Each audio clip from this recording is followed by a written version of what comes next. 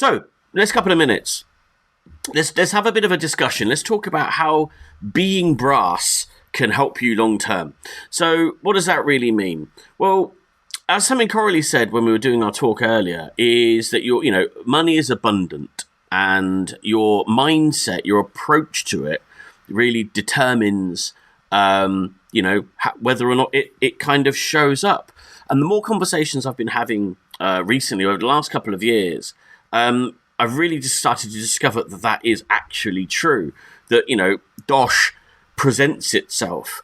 It's called currency for a reason. You've got to put it in to be able to take it out. And the guy who shared that bit of wisdom with me was Charles Weatherstone, who has commented filth earlier on.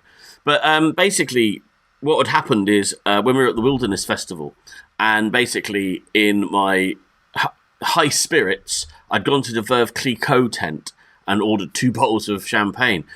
I couldn't even give it away. Honestly, 2 bottles, like everyone was just like, no one wanted this champagne. And, in my exuberance of party time, bought these 2 bottles of champagne. And I was kind of kicking myself because I spent, overspent on it, really. Overspent on it. And what Chaz said to me, he goes, well, mate, you got to put it in to get it out. And it's one of those things, it's like a penny kind of dropped. It's called currency for a reason. You've got to put it in to get it out. And when we are flush, when you guys are like me, right? When you're flush, my financial kind of structure tends to fall apart a little bit.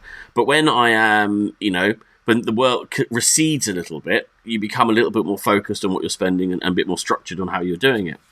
And I think early on in my whole entrepreneurial journey, if you're like if you're listening to this and money is not abundant, you're maybe struggling a little bit, or you are just wondering, like, where is the next dollar coming from? This message is for you, right? Is you are learning how to be an entrepreneur. You are learning your craft. You are learning the skill of managing your resources. You have 3 resources available at your disposal. You have time, you have energy, and you have money. And that is it. And in those early days, you don't have money. One of them is just completely removed from him. So all you've got is time and energy. That's it. And how you use that determines whether or not the third helper comes along, the money.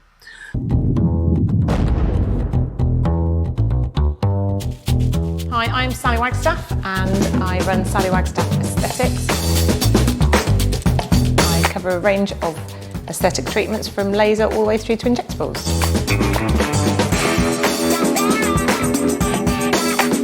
Before I came across AE and Richard, I was building a business myself with very little background knowledge, very little support.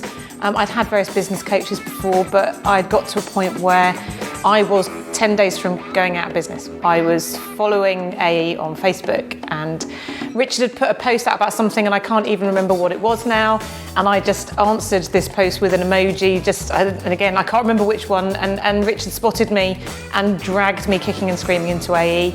And from that day, just before Christmas a few years ago, I then went on to have the biggest turnover in 1 month that I'd ever had from being 10 days from going out of business. So without AE and without Richard, I wouldn't have a business. And since then, things have progressed. I've made lots of changes to the business, pared it right back, and I'm at a position now we're about to do a bit of a relaunch, bit of a sort of new direction, new focus, and it feels very different to how it did those years ago before I came across AE.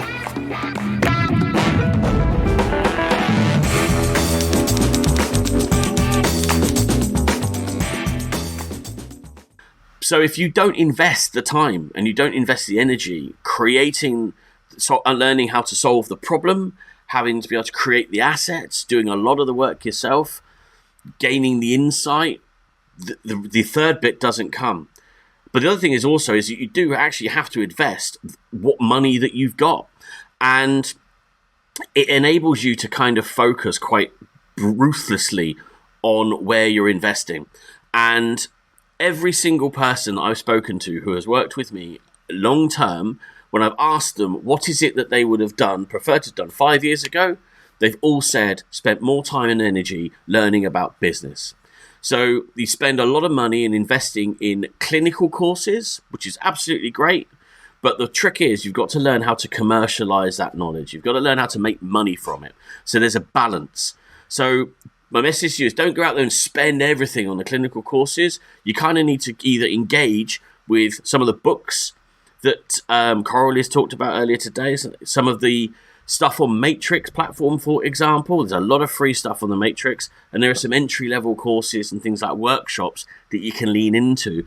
Or you're sat in a community with 1,500 people in it, and about 10 to 15% of that community is active at any one time. And they are all very, very generous with their knowledge. Very generous with their knowledge. You put a question in this community, you will get an answer.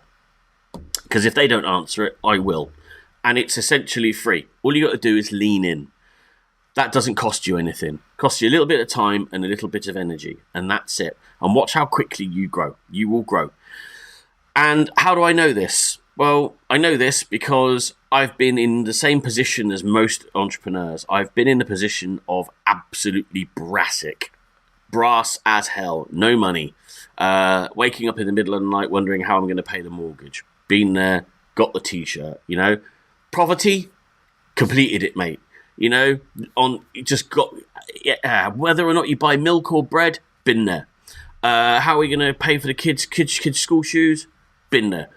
So I know what it's like, and it is quite scary. However, if you have a knowledge of a problem that you are solving, you understand who the client is that you're solving it for, and you create just one thing that will solve that problem, and you work out how to get paid for it, then you've got a spark, you've got something. And then from there, you will grow. You've just got to put the time and effort into it, and you'll grow. So if you don't start at the base, right at that bottom level, then I think you miss an awful lot of insight, massive amount of insight. But you also don't get to share in the kind of entrepreneurial stories that everybody has. And all the business books that I've read, all of the workshops I've been to, all the lessons I've learned, 9 times out of 10, there's a really, really hard part right at the beginning. The hero's journey, the bit you kind of got to get over. And, that's just part of life. That's just part of life. Hi, hello. Would you like a facial? Bit of filler, maybe? No? Running an aesthetics business can be fucking hard. Sure, you can basically reverse 97 years of wrinkles before you have your morning cuppa. Wow! But that's no use when Sharon doesn't even know you exist. So you think, hey, I run some ads. Easy, right? Wrong. Now you're juggling 1,000 different tasks without having a clue how to properly do any of it. And worst of all, you have zero time to look after the few clients you miraculously managed to scrape together. Right, let's get some filler in those cheeks. I ordered a facial. Unbelievable. I didn't spend thousands of pounds on my level 27 aesthetic training to be a bloody web designer. No shit.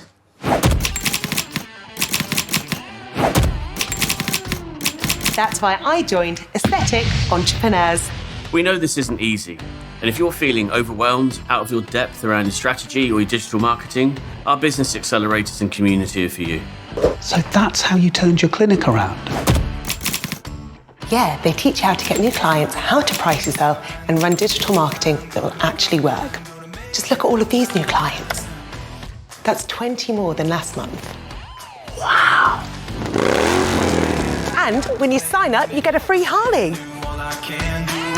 No, you don't. How else am I going to get my business to Harley Street?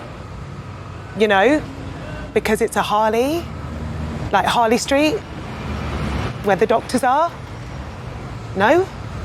With their support, you'll spend less time worrying about what you're supposed to do and more time actually doing it. Just look at Freddie here. Hi. Is this Freddie's aesthetic clinic? Yeah? I'm your 2 p.m. appointment. Appointment? Yeah, I paid. You paid me? Yeah, paid.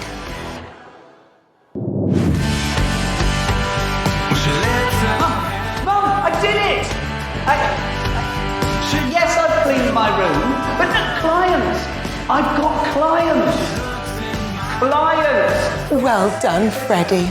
So, if you want to go from a mere aesthetic practitioner to an aesthetic entrepreneur, get in touch. It is real medicine, Mum. I